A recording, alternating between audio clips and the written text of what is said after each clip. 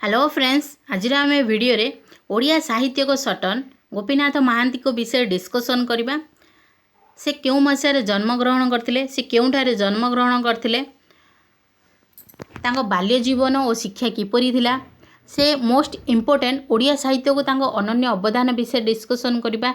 से क्यों गल्प उपन्यास नाट्य कविता कौन कौन रचना करछंती ताहा विषय आम संपूर्ण रूपे डिस्कसन करवा।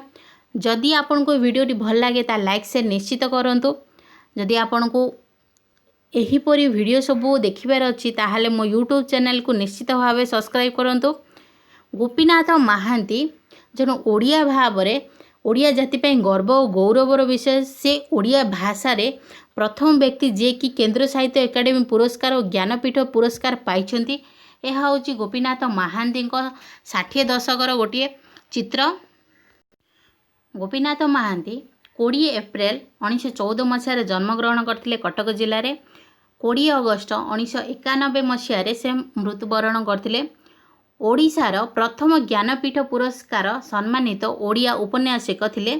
तांको रचना सबू आदिवासी जीवनचर्या और तांको उपरे आधुनिकतार अत्याचार को नहीं। तांको लेखा मान ओडिया और अन्य भाषार अनुवादित होई प्रकाशित होईछि। तांको प्रमुख रचना मध्य परजा, दादी बुढ़ी, अमृत संतान, छाई आलुओ गल्प आदि अन्यतम। 1986 मसीह गोपीनाथ महांती अमेरिकार सानेजा स्टेट यूनिवर्सिटी रे सामाजिक विज्ञान अध्यापक व टीचर भाव में जोग देइथिले। तांको शेष जीवन सेठारे कटिथिला। यह थिला तांको इनसर्ट तांको जीवन। तो तांकर प्रारंभिक अवस्था बा बाल्यवस्था और जीवन किपरि थिला, शिक्षा किपरि थिला। से देवीकूलर एक छोट गाँ नागावली से जन्मग्रहण करते 20 एप्रिल 1914 मसीह। रेभेन्सा महाविद्यालय से उच्च शिक्षा सरिबा परे से पाटना विश्वविद्यालय 1936 मसीह एमए डिग्री हासिल करते। यह थिला तांकर शिक्षा। तो नेक्स्ट होची तांकर रचनावली बा ओडिया साहित्य तांकर अवदान कौन थिला। गोपीनाथ महांती ओडिया साहित्य रे स्वाधीनता पर गोपीनाथ महांती लेखालेखी आरंभ होइतिला। से कालर साधारण लोक, आदिवासी और अन्य जनजाति गाँवली सरल नीलरस जीवन धारणा आदि को नहीं रचना समृद्ध होइतिला। तांको लेखारे ओडिया चलनी, समतल और पहाड़ी जीवन कहानी, साधारण मनुष्यर कथा भाषा आदिर व्यवहार देखा मिलता है। तो से कौन कौन रचना करते? से 24टी उपन्यास, 10टी क्षुद्र गल्प, 3टी नाटक, 2टी आत्मजीवनी, 2टी निबंध, कंध गड़बा सौरा भाषा रे उपरे से 5टी बही लिखिथिले जनजाति भाषा उपरे। लियो टलस्टॉयंकर वार एंड पीस को नहीं से ओडिया अनुवाद करथिले। युद्ध और शांति 3टी खंड 1985 ରୁ 86 मसीह। और तांकर आउ एक अनुवाद कृति थिला टागोर को जोगाजोग।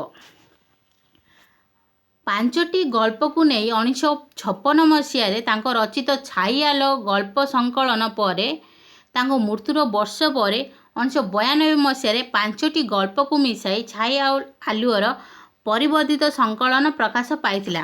तो यह थिला इनसर्ट तांके कौन कौन उपन्यास लिखिचंती एठी आमे डिस्कशन करदेबा। से फास्ट उपन्यास लिखिचंती तांकर मन गहीर चाष 1940 मसीह प्रकाशित होइथिला तांको फास्ट उपन्यास। नेक्स्ट होची दादी बुढ़ी 1984 मसीह, परजा 1945 मसीह, अमृत संतान 1947 मसीह लिखिते। जोथिपाई से केंद्र साहित्य एकाडेमी पुरस्कार पाइचंती 1995 मसीह। नेक्स्ट होची हरिजन 1948 मसीह प्रकाशित होइतिला। शरत बाबूंको गली, राहुर छाया, दुई पत्र, सपन माटी, दाना पानी, शिव भाई, अपहच होइतिला 1961 मसीह। लय विलय, तंत्रिकार, माटी मटाल होइतिला 1964 मसीह। जहाँ से ज्ञानपीठ अवार्ड पाइचंती फास्ट ओडिया भाव में। नेक्स्ट होची पाहांता, आकाश सुंदरी, अर्नल नंद्र, मननिया और चिलपुरी, दिगदिहुड़ी, बुंदाए पानी, किछि कहबाकू चाहे, जानकामा, मेरिया यही सब उपन्यास से रचना करछंती। आपण देखि नियंतु को मसिया रे रचना करछंती, स्क्रीनशॉट मध्ये नै परिबे। नेक्स्ट होची तांकर गल्प कोन थिला, फेमस गल्प होची घास फूल 1991 मसिया रचना करथिले।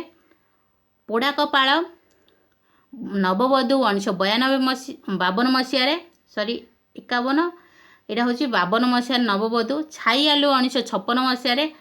रणधंदोल 63 मसिया रे। गुप्त गंगा, तापर होची ना मने नाही, उड़ंता खई, बाघेई सरसज्जे तीनी काल, एई सबु तांकर गल्प रचना करथिले।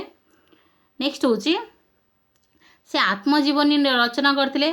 धूलिमाटी संत, उत्कलमणि, दीपी ज्योति जीवनी, स्वता स्वती जीवनी, यही सब तांकर होची आत्मजीवनी।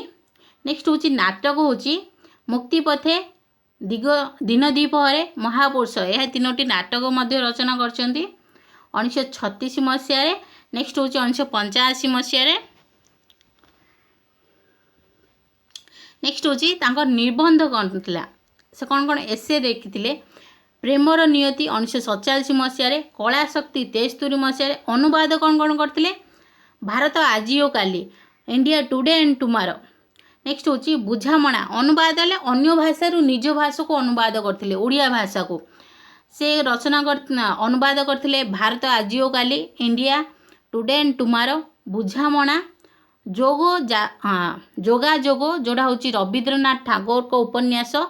मेन मूल लेखक कहउचंती रवींद्रनाथ टागोर, ताहाकू अनुवाद करछंती ओडिया भाषा रे गोपीनाथ महांती। नेक्स्ट होची कथा भारती, जे मूल लेखक कहउचंती बंकिम चंद्र चटर्जी, कथा लेखक ताको अनुवाद करछंती हमर गोपीनाथ महांती।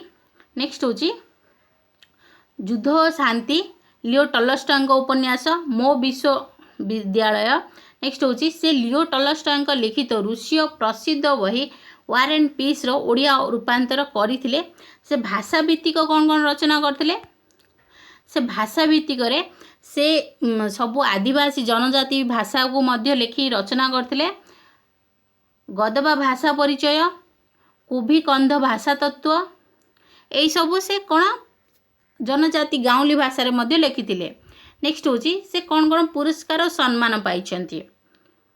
ओडिया साहित्य पाई तांको अवदान पाई भारत सरकार को तरफ से पद्म विभूषण पाइछंती 1981 मसिया रे। माटी मटाळ पाई 1964 रे लिखिथिले माटी मटाळ, सेति पाई से ज्ञानपीठ पुरस्कार पाइछंती 1973 मसिया रे। अमृतर संतान 1947 मसिया लिखिथिले, सेति पाई से केंद्र साहित्य एकेडमी पुरस्कार पाइछंती 1955 मसिया रे। नेक्स्ट होची ओडिया साहित्य एकेडमी पुरस्कार पाइछंती 93 मसिया रे। सोवियत लैंड इन नेहरू पुरस्कार पाइछंती 1977 मसिया रे। सो एतिकी ही थिला तांकर बायोग्राफी। सो फ्रेंड्स, आपन को ए वीडियोटी केमिति लागिला कमेंट करी निश्चित कहिबे। जदि आपन को अन्य को लेखक बा कविंग विषय रे जानिबार अछि ताहा मध्ये कमेंट करी निश्चित भाबे कहंतु। Thanks for watching.